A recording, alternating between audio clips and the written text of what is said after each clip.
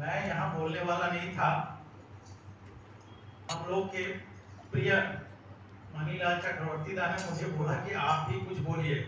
मैं इनकी बात सुनने के लिए आया था, बट इन्होंने मुझे कहा कि आप भी बोलिए सत्संग में। देखिए, ये तो एक ठाकुरबाड़ी है, ये ठाकुर जी की लीला भूमि है। यहाँ पे न जाने हजारों सत्संग हुआ इस जगह पे। ठाकुर जी की बहुत सारी चर्चा हुई है, लेकिन मुझे जो बात, थोड़ी बहुत बात जो समझ में आती है वो मैं कहना चाहता हूँ। आलोचना प्रसंग में 11 वॉल्यूम में ठाकुर जी से, हम लोग तो सब उन्हीं के पास से आए।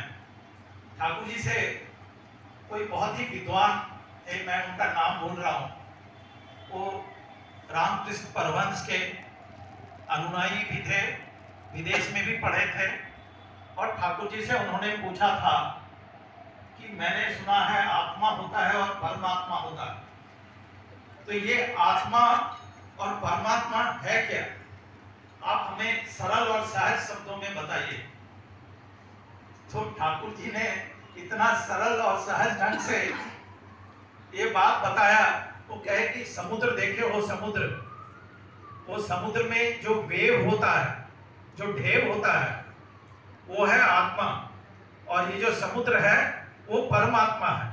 ये ढेव कहां से आता है? वो समुद्र से ही ढेव आता है और उसी में मिल जाता है। हम लोग सब आए हैं ठाकुर जी के पास से, वो है परमात्मा और हम लोग हैं आत्मा, जीवात्मा। तो हम लोग सब जो भी आए हैं वहीं से आए हैं और वहीं जाकर हम लोग मिल जाएंगे। फिर उन्होंने इसको थोड़ा और फिलोसफिकली इसको एक्सप्लेन करते हुए कहा, आत्मा जो होता है वो फुल ऑफ कॉम्प्लेक्सेस होता है। इसमें वृत्ति प्रवृत्तियां होती है, काम, क्रोध, मद, लोभ, मोह, मात्सर्य, ये सारी जो वृत्ति प्रवृत्तियां है, ये लेकर हम लोग आए हैं, ये हम लेकर आए हैं।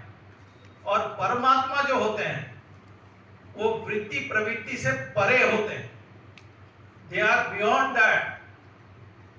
मैंने ठाकुर जी की बहुत सारी कहानी पढ़ी है, जिसमें हम लोग तो ठाकुर जी को परमात्मा मानते हैं, भगवान मानते हैं। वो परम पुरुष थे, पुरुषोत्तम थे, अवतार पुरुष थे, अवतारी पुरुष थे, जो भी बोलिए उनको, वो थे। लेकिन मैंने उनकी कहानी पढ़ी है कि जब उनको लोभ होता था, मिठाई के प्रति बहुत लोभ था, और वो लोभ के कारण जो है उधार लेकर भी मिठाई खाते थे। लेकिन उन्होंने एक बार ठान लिया कि मैं जो है इसको मैं नियंत्रित करूंगा, लोभ को कैसे नियंत्रित करूंगा। वो एक दिन बहुत तेज उनको मिठाई खाने की ये हुई, लेकिन वो क्या किए, झाड़ी में पकड़ के बैठे रहे और बहुत देर के बाद वो जो है उस पर जो काबू पाया, लोभ के ऊपर, अपने लोभ के ऊपर काबू पाया। क्यों?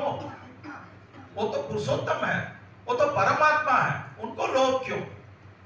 वो जब मनुष्य का रूप लेकर आते हैं तो वो हमको जीवन में कैसे हमारी वृत्ति प्रवृत्ति को कैसे नियंत्रित करना है, उसको दिखाने के लिए आए। उन्होंने वो एग्जाम्पल, ये लीला किए हैं। ये लीला जो है हमारे बचने बढ़ने के लिए है। वो कहते हैं my life is my materialise magazine, मतलब मेरा जीवन ही मेरी वाणी है। यानी वो वाणी जो दिए हैं वो हम लोग के लिए दिए हैं, और वो जीवन में उस वाणी को अपने अमल करके दिखाया है कि हम लोभ को हम नियंत्रित कर सकते हैं। इस तरह से हम काम, क्रोध सबको हम नियंत्रित कर सकते हैं। और ये नियंत्रण करने का जो पद्धति दिया है उन्होंने, वो जो पद्धति है, वो जो प्रोसेस है, बिना प्रोसेस का हम लोग कुछ नहीं पाते हैं, बिना किए हम लोग कुछ नहीं पाते हैं। वो जो प्रोसेस है वो है जजन, जाजन, इष्टविति, स्वस्थैनी और सदाचार। और जो लोग, हम लोग जो वृत्ति प्रवृत्ति लेकर आए हैं, जब हम इस दुनिया को छोड़कर जाएंगे, पुरुषोत्तम के शरण में आए, रोज हम लोग क्या करते हैं, रोज हम लोग ठाकुर जी के पास आकर प्रार्थना करते हैं कि हमारी वृत्ति प्रवृत्ति इष्टमुखी हम करना चाहते हैं, उसको हम लोग सत्ता पोषणी बनाना चाहते हैं। ठाकुर जी बोले वृत्ति प्रवृत्ति तुम्हारा जाएगा नहीं, ये कभी भी नहीं जाएगा, इसको सत्ता पोषणी बना दो। और ठाकुर जी की ही वाणी है, मनुष्य की प्रवृत्तियां जहां सत्ता पोषणी विनियोग सिद्ध होता है प्रवृत्तियां उसे विकार विच्युत नहीं कर सकती और मनुष्य का जीवन स्वच्छंद गति लाभ करता है और ऐसे चलन से मिलता है परमात्मा की उपलब्धि। यानी हमारी जो वृत्ति प्रवृत्तियां है उसको हम लोग नियंत्रित करके सत्ता पोषणी बनाकर अगर हम लोग चलते हैं और ये जो जीवन है इस जीवन में जो हम लोग पाए हैं, जो हम लोग जन्म के साथ जो वृत्ति प्रवृत्ति हमारे साथ आया है, जब हम जाएंगे वो सब नियंत्रित होकर जाएगा और जब हमारा नेक्स्ट जन्म होगा तो हमारी वृत्ति प्रवृत्तियां हम लोग जो है हमारा सोल एलिवेटेड होगा और जब एलिवेटेड सोल होगा तो हमारी वृत्ति प्रवृत्तियां बहुत नियंत्रित रहेगी। यही हमारा पाना होता है। जितनी और सारी पाना है वो सब जो है ये मेटेरियलिस्टिक है। हमारा स्पिरिचुअल पाना क्या है? हमारा स्पिरिचुअल पाना है हमारी वृत्ति प्रवृत्तियां को इस युग में पुरुषोत्तम के शरण में आके हम कैसे नियंत्रित करके हम हमारा जो ये जीवन है इस जीवन को सफल करें। आइए यहाँ जो भी लोग आए हैं, मैं ठाकुर जी से प्रार्थना करता हूँ उनका जीवन स्वस्थमय हो, मंगलमय हो, ये बोल के मैं अपनी बात खत्म करता हूँ। जय गुरु, वंदे पुरुषोत्तम।